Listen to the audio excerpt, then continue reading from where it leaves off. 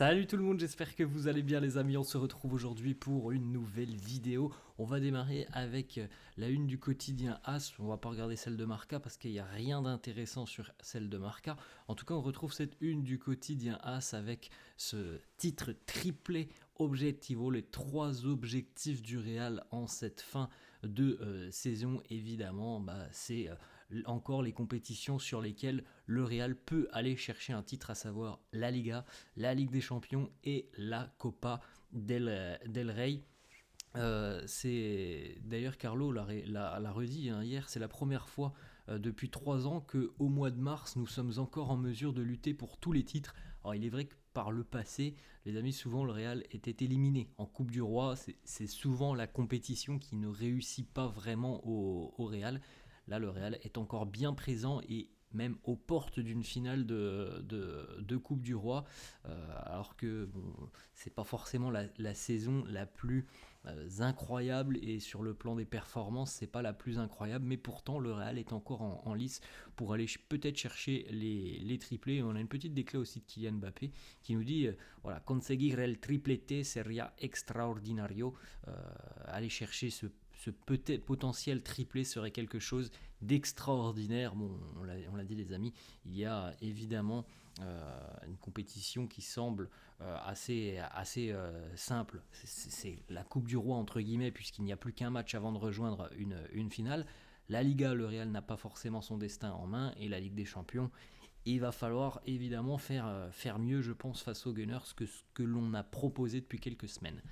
On jette un petit coup d'œil les amis, voici les 16 joueurs qui sont retenus avec leur sélection nationale. Luka Modric, Thibaut Courtois, Jude Bellingham, Raúl Asensio, Camavinga, Tchouaméni, Mbappé, Rudiger, Vini, Rodrigo Hendrick, Fede Valverde, David Alaba, Andriy Lunin, Brahim Diaz et Arda Güler. On peut regarder justement les amis quelques petites photos des joueurs qui sont avec leur sélection nationale, et surtout celle-là qui est belle.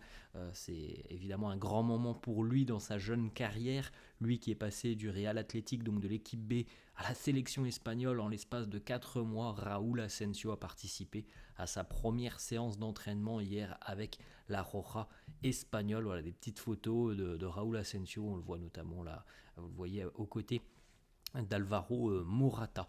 Raúl Asensio justement qui nous en dit un petit peu plus sur le moment où il a appris qu'il était sélectionné par Luis de la Fuente. Il nous dit c'était au milieu d'une séance d'entraînement. Carlo Ancelotti est venu me voir et m'a annoncé que j'étais sélectionné avec l'Espagne. Vous pouvez imaginer mes coéquipiers, ils m'ont tous félicité, c'était vraiment un super moment. Raúl Asensio qui nous dit aussi à quel point Sergio Ramos est un modèle pour lui. Ça a toujours été mon idole. J'essaye, voilà, tout le monde sait que c'est une référence pour le Real et pour l'Espagne. J'ai eu aussi comme modèle Carles Puyol. Tu regardes ce genre de gars quand tu es gamin et tu essayes d'apprendre des meilleurs. C'est vrai que là, on parle vraiment d'une certaine élite, hein, Sergio Ramos et Carles Puyol. On regarde les amis d'autres petites photos des joueurs qui sont avec leur sélection nationale. On retrouve par exemple Arda Güler. Comme d'habitude les amis, on le répète à chaque trêve internationale, mais c'est peut-être l'opportunité pour Arda de trouver un petit peu de temps de jeu, le temps de jeu qu'il n'a pas forcément du côté du Real. On verra s'il sera utilisé. Je pense qu'il aura plus de temps de jeu évidemment du côté de la sélection qu'avec le Real. Les petites photos du côté de la sélection brésilienne, Rodrigo qui est arrivé hier pour le rassemblement, l'arrivée aussi d'Hendrick. Alors, on rappelle que Vini, lui, était au Brésil depuis dimanche soir.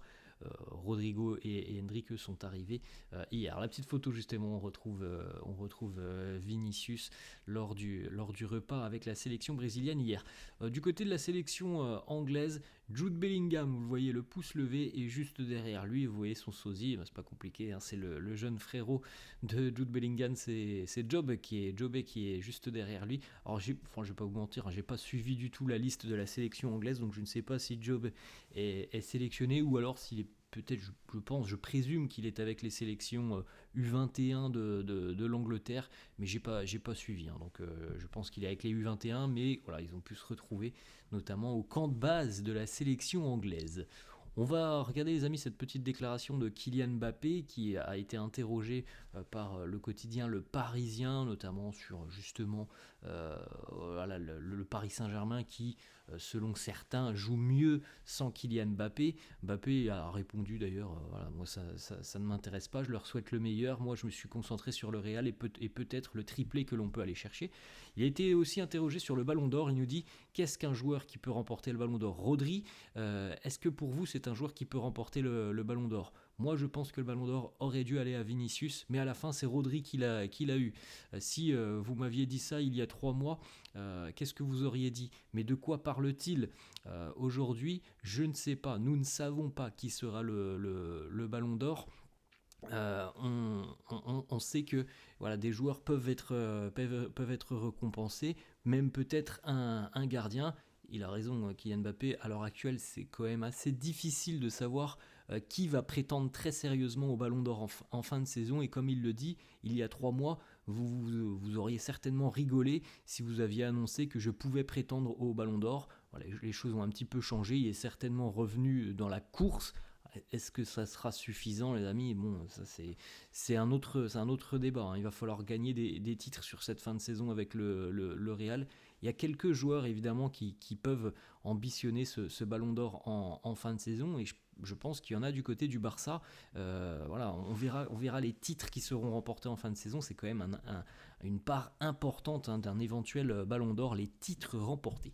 Ensuite, les amis, on continue avec cette information qui concerne Rouni Calafat, donc le directeur sportif du Real Madrid, qui est en train de chercher avec son équipe de scouts le potentiel successeur de Luka Modric.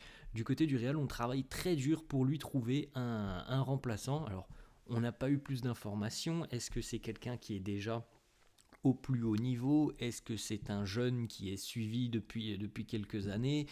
Voilà, on n'a pas d'informations, mais c'est bien logique. Le Real doit trouver un remplaçant à Luka Modric. On a déjà perdu un Toni Kroos qui n'a pas été remplacé, et d'ailleurs on peut certainement en constater les carences cette saison. Il faut maintenant être en mesure d'aller trouver quelqu'un qui va avoir des similitudes dans le jeu avec Luka Modric. D'ailleurs, petite info sur Luka souhaiterait continuer d'une saison supplémentaire, hein. C'est les informations qui concordent et qui sortent depuis à peu près 1 mois et demi, 2 mois maintenant.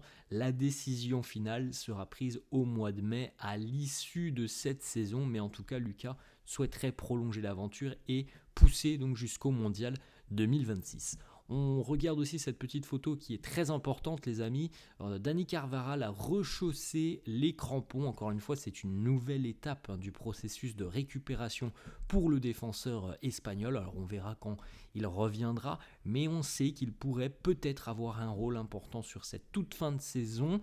Alors ça sera vraiment à la fin s'il revient, et que normalement il devrait être disponible pour la Coupe du Monde des clubs qui aura lieu cet été. On regarde cette petite photo aussi, les amis, du côté du Bernabéu, des offres qui sont assez intéressantes pour ceux qui aiment bien manger. Et bien regardez, un nouveau bar quasiment au plus haut niveau du Bernabéu, nouveau bar à sushi. Alors, vous pouvez suivre la rencontre dans un cadre assez sympa. Je pense que, pas les prix, hein, les amis, mais je pense que ça doit être assez cher. Autre petite information, les amis, on va terminer là-dessus, ça concerne la rencontre de Ligue des Champions et la double confrontation face aux Gunners d'Arsenal. Selon plusieurs médias et sources anglaises, l'objectif des Gunners et de Bukayo Saka est de revenir à temps pour le 8 avril et pour le match aller de Ligue des Champions face au Real.